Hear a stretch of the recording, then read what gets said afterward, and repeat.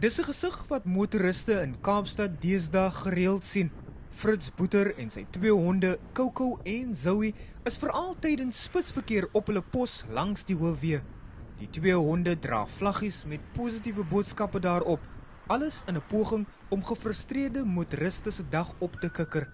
Elke dag sien jy die negatiewe goed en die mense kla oor taksies en die swaar verkeer en dan sien jy hulle stroewe gesigte en as die honde sien met die boodskap en begin almal glimlag en hulle wys 'n high five.